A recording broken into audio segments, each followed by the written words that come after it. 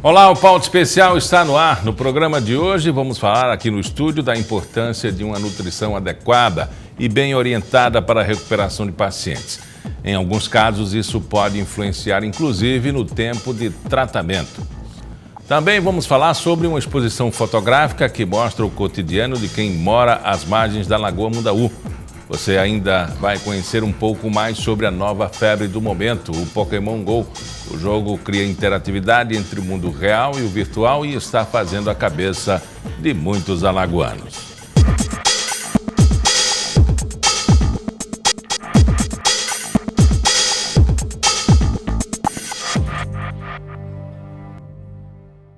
A nutrição é uma questão bastante relevante no que diz respeito à recuperação de pacientes. Isso pode, inclusive, ajudar a diminuir o tempo de tratamento em alguns casos, graças à oferta de nutrientes adequada.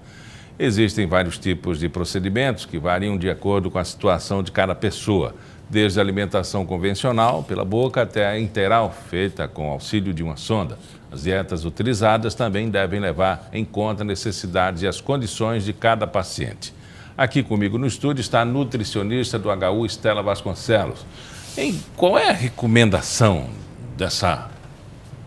esse outro tipo de alimentação?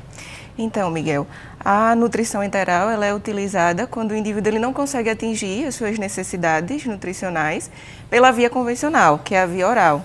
Então, ele não consegue atingir totalmente ou parcialmente. E aí é utilizada a nutrição enteral para que seja feita a complementação ou a substituição dessa alimentação pela via oral. A gente diz que é feito por uma sonda. Isso. É importante se conhecer o conceito de nutrição enteral, que ela envolve não só a alimentação por sonda, mas envolve também aquela alimentação que é feita por via oral para complementar aquela alimentação que a gente faz convencional. Não suplementos que são utilizados por indivíduos que fazem nutrição esportiva, mas, por exemplo, suplementos específicos para determinados pacientes. Então, para pacientes diabéticos, pacientes que têm algum problema renal. Então, isso também pode ser considerado nutrição enteral. Eu estou complementando aquela alimentação que é feita pela via oral.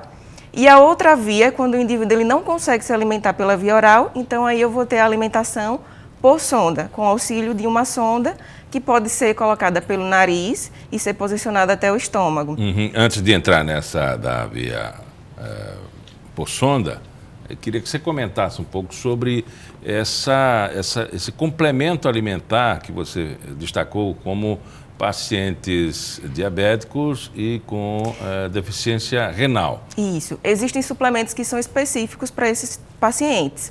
Não, na verdade, devido à sua característica, já que esses indivíduos, às vezes, eles apresentam alterações bioquímicas, alterações que necessitam de suplementação específica.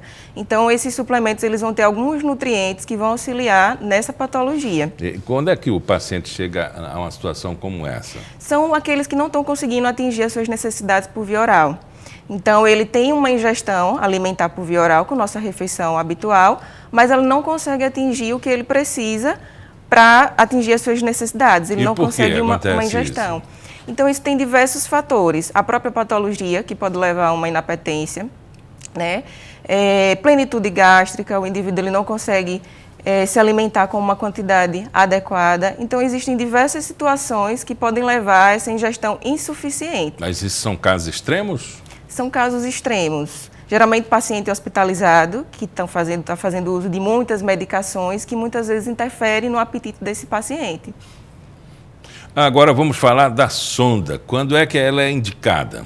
Isso, é um tipo de alimentação que gera muitas dúvidas e que tem indicações específicas. Então, é aquele paciente que não consegue se alimentar por via oral. Não totalmente. Às vezes, o paciente ele pode fazer uso da sonda e da via oral, complementando. Mas a indicação vai depender da forma como o paciente está se alimentando e se ele está atingindo suas necessidades nutricionais. A gente pode complementar através da sonda ou alimentar exclusivamente pela sonda.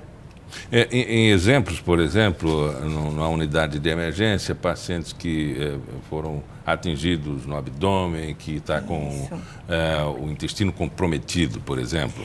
Isso aí é outro fator. Porque para se fazer a nutrição enteral, o trato gastrointestinal do paciente deve estar totalmente funcionante. Então, se o paciente tem algum trauma, algo que vá comprometer essa absorção, que não possa ser utilizada a nutrição enteral, já se passa para outro tipo de nutrição, outra via. Mas na nutrição enteral, nas suas indicações específicas, são aqueles pacientes, por exemplo, que estão em UTI, que estão entubados, então eles não conseguem se alimentar por via oral, ou um paciente que tem alguma neoplasia, que impede que ele consiga atingir suas necessidades por via oral. Então, nesses casos e em outros casos, é indicada a utilização da sonda.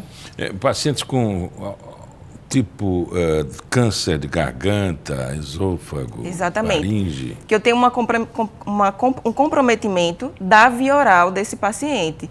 Então, ele não vai conseguir se alimentar. É um paciente que tem um grau de disfagia, que é aquela dificuldade para deglutir. Então, ele não vai conseguir se alimentar e você não vai conseguir atingir o que ele precisa. E, às vezes, o paciente que teve um derrame, um AVC ou um trauma em acidente que atingiu a sua língua, a sua deglutição. Exatamente. Nesses casos também é indicada a nutrição enteral, sendo realizada via sonda, né? Pode ser nasogástrica ou nasoenteral. Isso depende da posição em que vai ser definida para o paciente. E o que tem naquele composto? Então, a gente tem, para a nutrição enteral, as fórmulas enterais, que aí a gente pode ter as fórmulas, a gente entra em outra discussão, que é a utilização de fórmulas enterais industrializadas ou artesanais.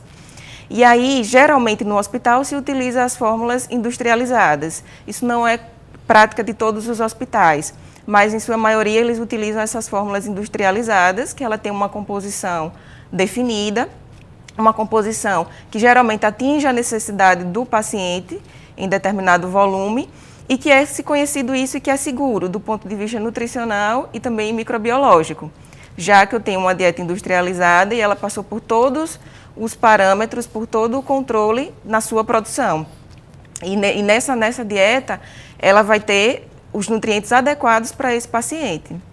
E a sonda liga o externo até o estômago, é isso? Isso, geralmente as sondas elas são colocadas no nariz e são posicionadas em posição gástrica ou enteral. Enteral que ela já chega numa porção do intestino. Então, existem essas variações, mas a gente pode alimentar o paciente por essas duas formas. E muitos pacientes que estão em casa também precisam desse tipo, né, de tratamento, a questão da higiene, isso é fundamental. Né? Fundamental, porque o paciente, quando ele vai para casa, como eu falei, a gente tem esses dois tipos de dieta. A dieta industrializada, que é uma dieta que tem um custo maior, e a dieta artesanal também.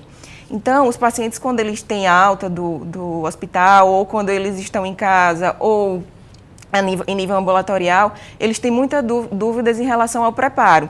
Porque como essas dietas industrializadas, elas são muito caras, então, às vezes, eles lançam mão da utilização da artesanal. E aí vai comprometer, pode ter um comprometimento, na verdade, na produção dessa refeição, que aí a gente vai ter a utilização, nessa artesanal, de alimentos que podem estar in natura ou alimentos cozidos. E como é que é feito, então, vamos dizer assim, um complexo vitamínico para esse tipo de paciente? Então, maneira artesanal. As dietas artesanais, como a gente utiliza alimentos in natura ou alimentos que são cozidos, que passam por algum processamento, e a sonda ela tem um calibre muito pequeno, a gente não vai conseguir atingir a necessidade dele fazendo uma preparação, digamos, com uma consistência maior. A gente precisa adicionar suplementação nessa dieta. Então, geralmente é um módulo de carboidrato, um módulo de proteína, para essa dieta que pode ser feita, contanto que ela fique na consistência líquida, para que seja administrada pela sonda. Eu imagino o quanto é frustrante para quem está administrando, não conseguir realizar todo o procedimento. E quais são as garantias de que o procedimento foi realizado? Exatamente. No hospital, geralmente eu acompanho os pacientes que vão de alta para casa com sonda e a principal angústia é do cuidador, como é que vai fazer, como é que vai administrar, será que as pessoas, o paciente ele vai tolerar, como é que eu vou fazer, se ele sentir alguma coisa, o que é que eu vou fazer. Então é muito angustiante para quem está saindo do hospital e vai ter essa função de preparar e de administrar essa dieta. E aí vem todo um trabalho de educação mesmo, nutricional, para esse cuidador, para que ele faça todos os procedimentos adequados. Isso pode comprometer o tratamento, né? Pode sim comprometer o tratamento, porque se ele não seguir a orientação que foi dada, tanto em volume que deve ser administrado, como em horários, isso pode comprometer as necessidades do paciente. Esse pessoal que geralmente tem essa recomendação, ele já sai do hospital, o cuidador, a família, ele já sai com esse tipo de orientação ou é acompanhado pelo home care, enfim? Ele recebe a orientação no hospital, mas a depender do paciente, ele pode conseguir um home care ou ele pode ficar em acompanhamento ambulatorial, né, no hospital, para tirar suas dúvidas, saber das intercorrências, solucionar os problemas que possam surgir no dia a dia. E essa alimentação realmente substitui aquela convencional? A artesanal, ela vem como uma opção para substituir, como a industrializada também. Ela pode atingir as necessidades do paciente. A intenção dela é realmente substituir, né, a dieta por via oral, quando nos casos que os pacientes não conseguem se alimentar de forma alguma por via oral. O SUS garante esse tipo de alimentação, não?